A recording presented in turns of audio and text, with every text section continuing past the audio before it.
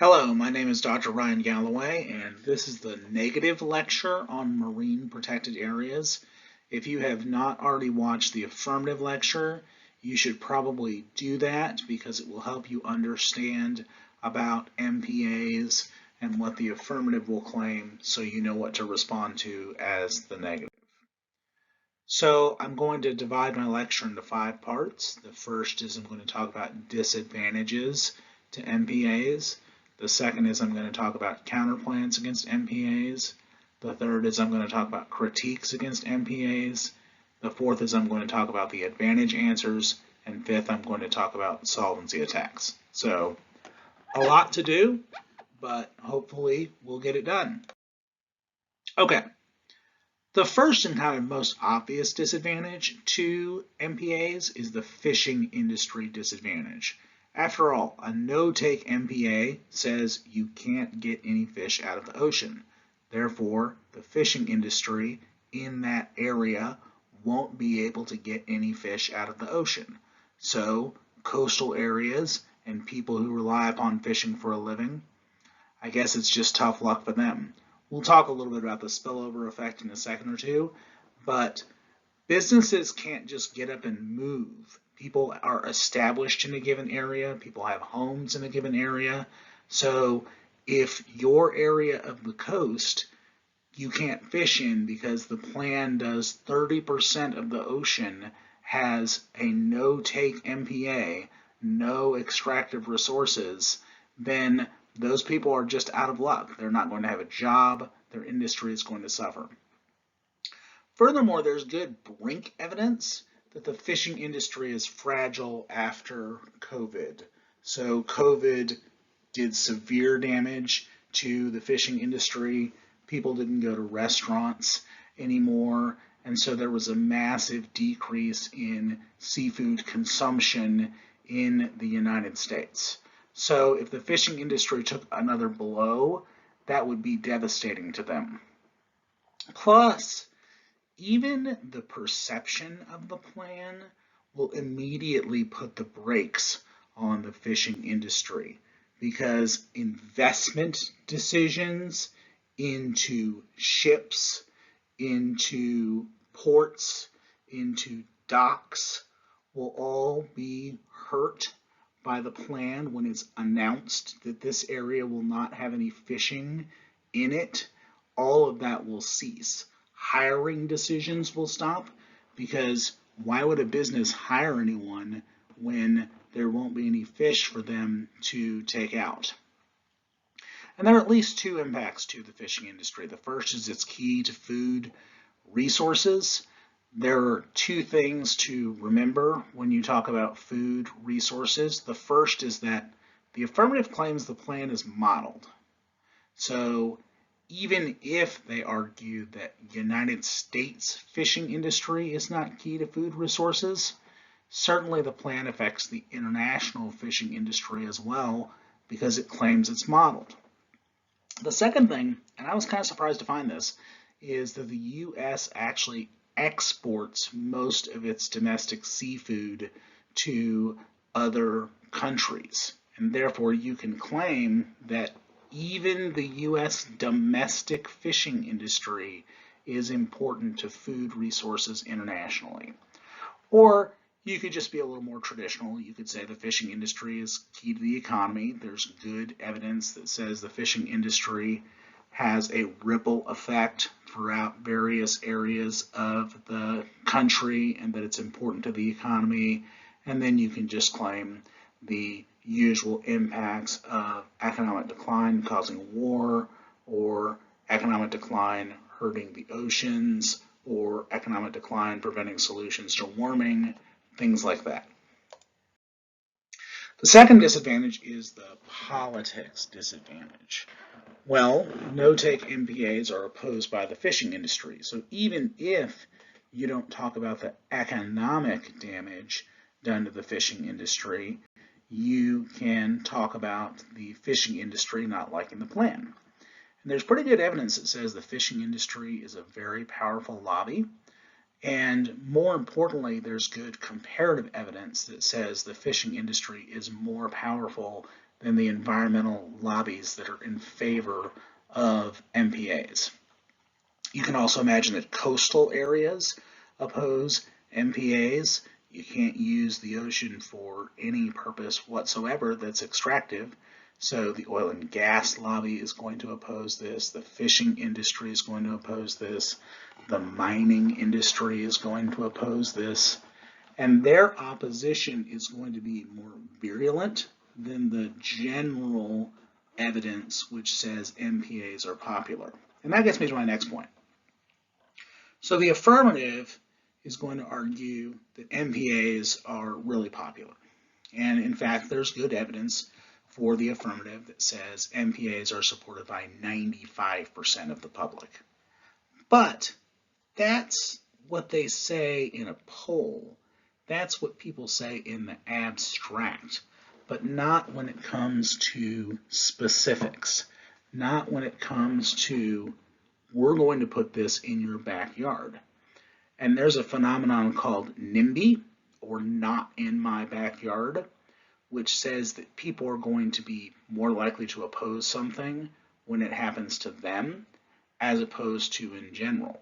So people will generally say, yes, I like a marine protected area, but I don't want it on my coast because then I couldn't fish, then I couldn't use the ocean for oil and gas revenues. And the people that it directly affects are going to be more angry than the general people that support the plan. So it would require some severe political capital to overcome. And then your disadvantaged case options are good. First of all, there's good evidence which just says a nuclear war would devastate the oceans.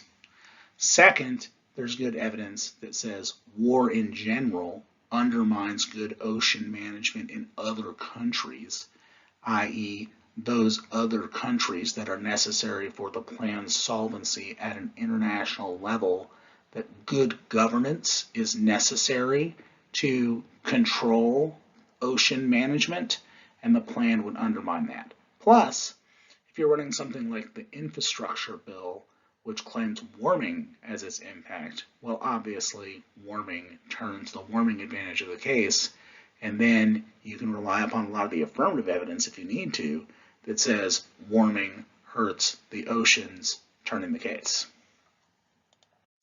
Now I'm going to talk about counterpoints. And the first counterpoint I'm going to talk about is the state's counterplan. Well, the first thing is that states have their own MPAs, and there are in fact more state MPAs than there are federal MPAs.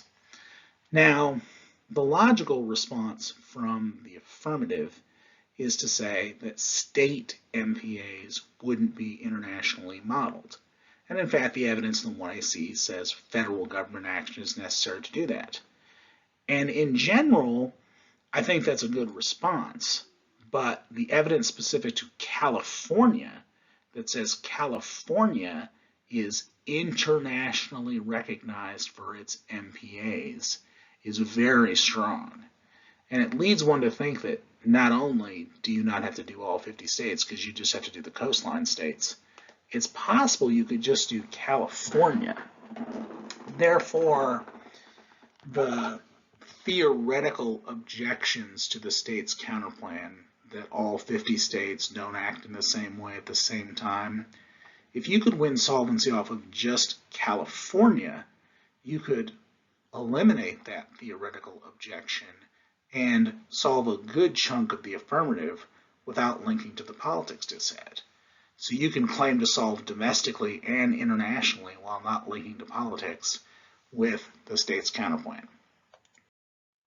The next counterplan is to just use the Fishing Management Act or Magnuson-Stevens Act, but don't do the rest of MPAs. Remember that MPAs, especially no-take MPAs, will prohibit all extractive activity.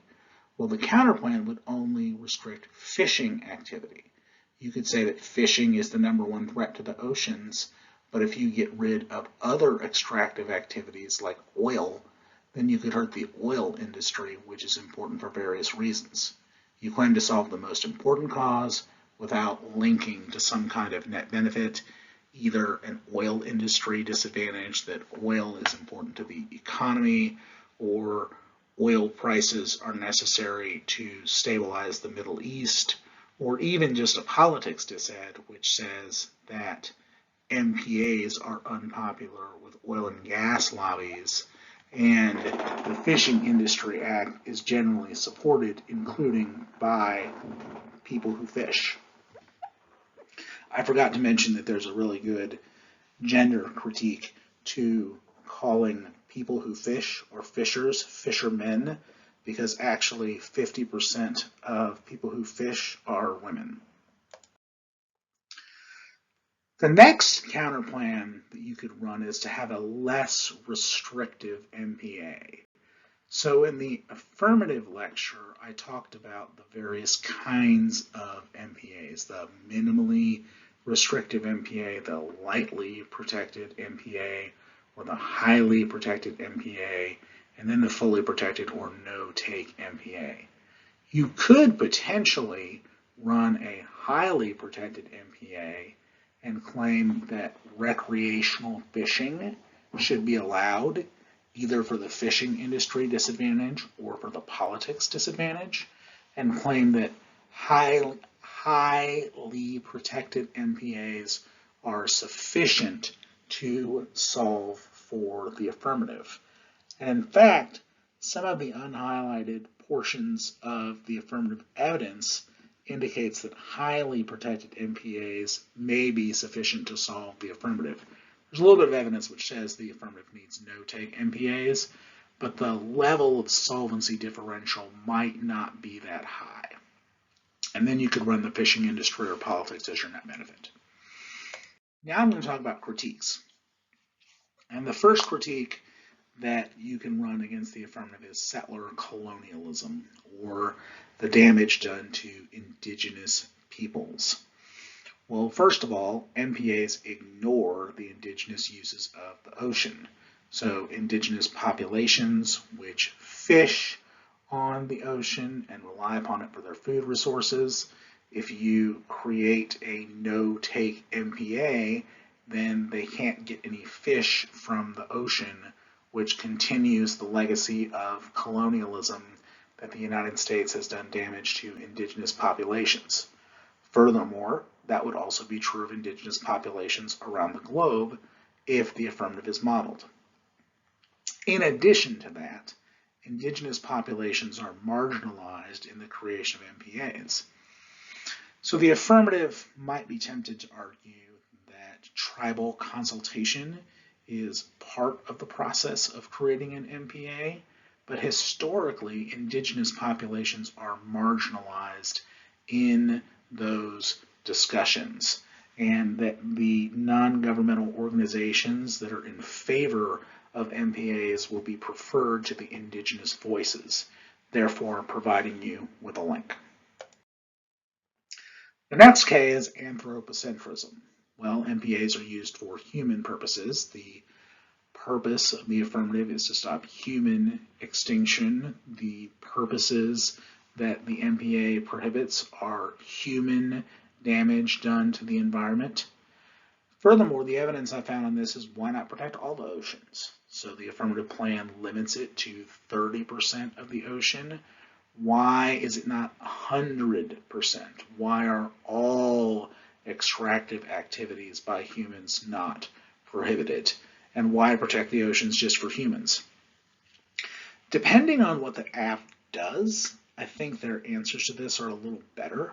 So I think a no-take MPA is pretty good against the link to anthropocentrism, but an MPA which still allows humans to exploit the environment certainly would link to anthropocentrism by saying there are some human uses of the environment, like fishing, like oil extraction, which are allowed because humans are better than nature, and that humans should be allowed to do certain things.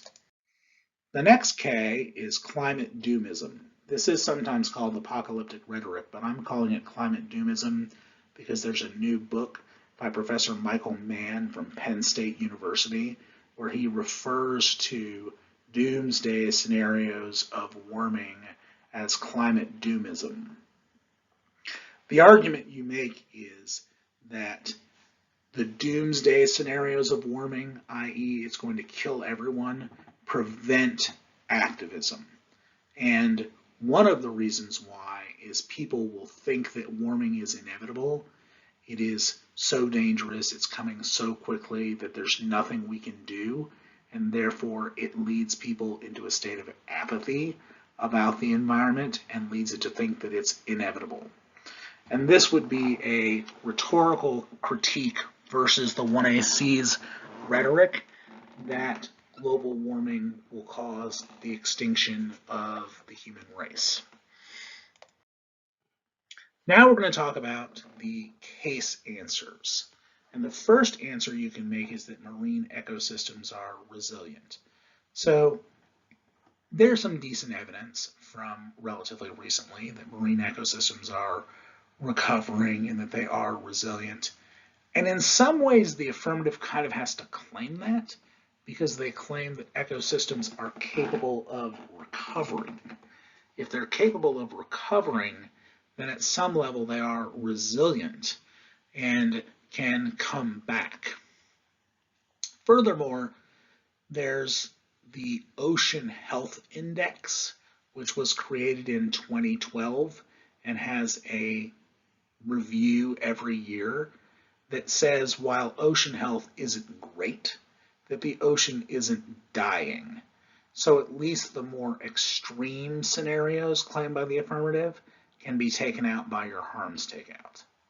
There's also good evidence that COVID helped the ocean because a lot of the industries that cause pollution of the ocean were undermined during COVID. So there wasn't much tourism because of travel restrictions, and people were afraid to go anywhere because of the COVID virus.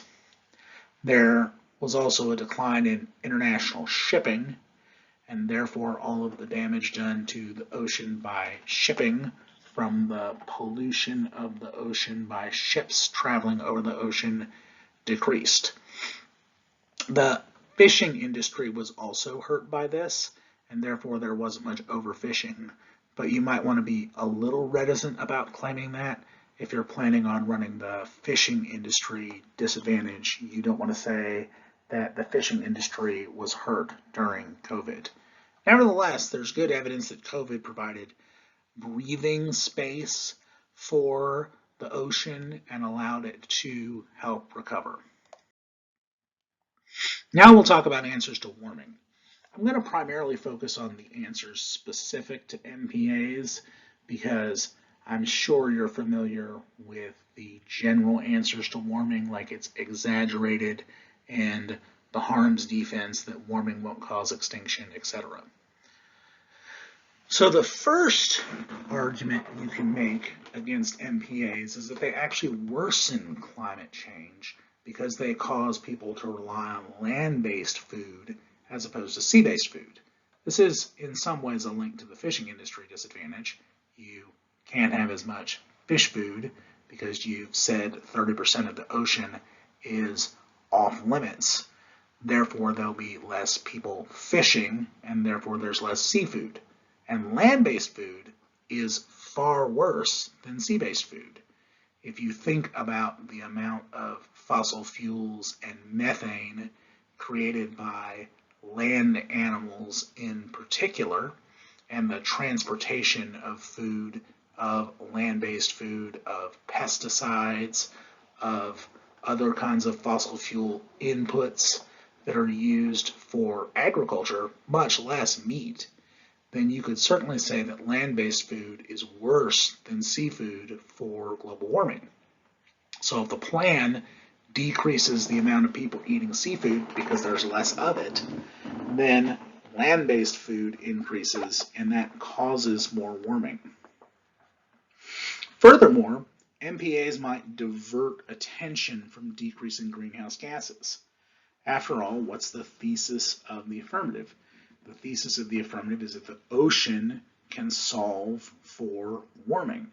Therefore, we don't need to worry about decreasing greenhouse gases because if we save the ocean, we've solved all of our problems. Well, if the ocean isn't capable of solving all of our problems and we need to decrease greenhouse gases, then MPAs might be a band-aid that prevents us from solving the root cause of the illness. There's also good evidence that says ocean sinks are full.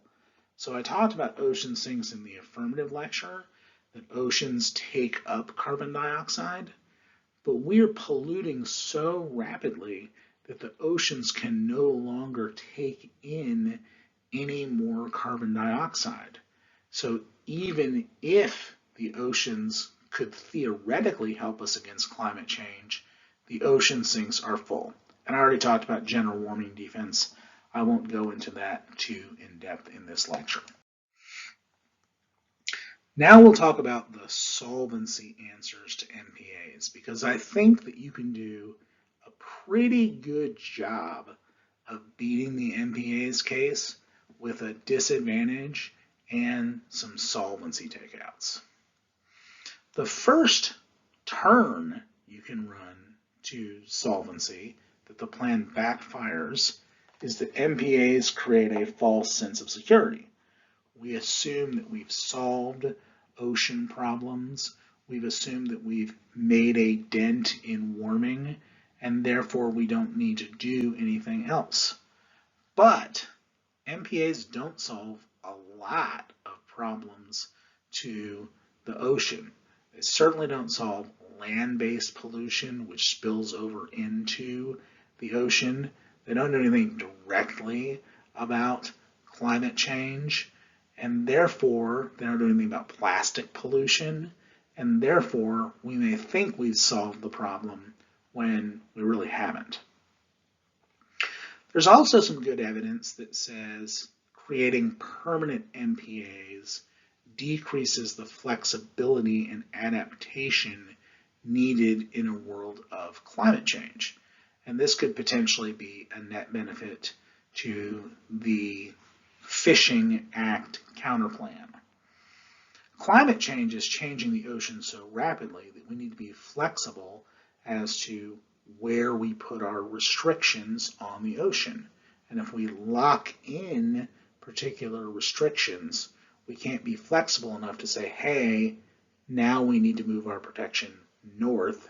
Hey, we don't need our protection in the south anymore. Hey, this area of the ocean is warmer, so it needs to be protected.